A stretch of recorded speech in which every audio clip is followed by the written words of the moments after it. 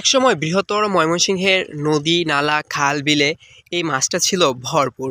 বৃহত্তর ময়মনসিংহের মানুষ এটাকে চারা মাছ নামেই ডাকে এবং বৃহত্তর ময়মনসিংহে এই মাছটা চারা মাছ নামেই পরিচিত। আপনার এলাকায় এই মাছটা কী নামে পরিচিত তা অবশ্যই কমেন্টে জানাবেন। একটা সময় ছিল যখন বৃহত্তর ময়মনসিংহের মানুষেরা যখন মাছ ধরার জন্য বিলে নামতো, এই মাছটা পাইতো না এমন দিন খুব কম হয়ে গিয়েছে। কিন্তু এখন এই মাছটা পায় এমন দিন খুব কম। এখন নদী নালাতে নামলে এই মাছটার উদ্দেশ্য নিয়েও যদি কেউ নামে তবুও এই মাছটা খুঁজে পাওয়া যায় না। বহুদিন হয়ে গেল এই মাছটার কোনো দেখা নেই। গেছেকাল রাত্রি প্রচুর বৃষ্টি হয়েছে এবং এই যে দেখতে পারতেছেন সবুজ সমারোহ ধান ক্ষেত, এই ধান ক্ষেত ওই দিক দিয়ে বিল, খাল, এই দিক দিয়ে প্রচুর পরিমাণে পানি নামতেছে হচ্ছে আমাদের এই বিলটাতে। তো এখানে আমাদের কিছু জাল পাতা ছিল, এখানে আমি এই মাছটা খুঁজে পেয়েছি আজকে, যার কারণে ভিডিওটা বানানো। কারণ আমি একটা তালিকা দেখেছিলাম যে বিলুপ্ত প্রায় মাছ তালিকার মধ্যে এই মাছটা অন্যতম। এটা প্রায় বিলুপ্তির পথে চলে গেছে। আমাদের ময়মনসিংহের মানুষ এটা খুব পছন্দের ছিল খাবারের তালিকায়। ময়মনসিংহের মানুষের খাবারের তালিকায় এই মাছটা অত্যন্ত জনপ্রিয় ছিল। কিন্তু এখন ময়মনসিংহে এই মাছটা খুঁজে পাওয়া প্রায় অসম্ভব হয়ে যাচ্ছে। খুবই কম পাওয়া যায়, যেটা আসলে বাজারজাত করা যায় না।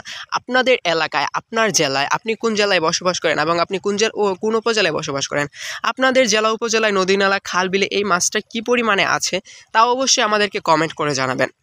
যদি আপনার এলাকায় এই মাছটা থেকে থাকে তাহলে আপনি ব্যক্তিগতভাবে এটা সংরক্ষণের দায়িত্ব নিতে পারেন। যে কীভাবে দায়িত্ব নিব, আমি যেটা করি সেটা হচ্ছে যখন বিলগুলো শুকায়, ধান লাগায়, চৈত্র মাসের দিকে যখন বিল একদম শুকিয়ে যায়, মান্দা শুকিয়ে যায়, তখন এই মাছগুলোকে আমি একেবারে শেষ করে দিই না। কিছু মাছ আমি রেখে দিই যেন এখান থেকে বাচ্চা ফুটাতে পারে।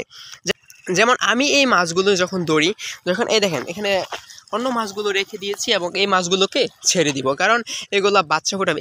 এখানে জাস্ট কয়েকটা, এইগুলো মাছ খাইলেই কী হবে আর না খাইলেই কী হবে।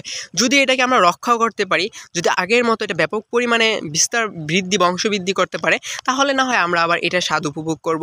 অবশ্যই আপনাদেরকে একটা কথা বলবো, সেটা হচ্ছে আপনারা এটা সংরক্ষণ করার ব্যক্তিগত চেষ্টা করতে পারেন। যখন মাছ ধরবেন সম্পূর্ণভাবে শেষ না করে কিছু মাছ রেখে দিলেন বিলে খালে, যেন এটা বংশবিস্তার করতে পারে। এবং অবশ্যই আপনি কমেন্টে জানাবেন আপনার জেলায় এই মাছটা কী নামে পরিচিত এবং আপনার জেলায় এই মাছটা আছে কি না।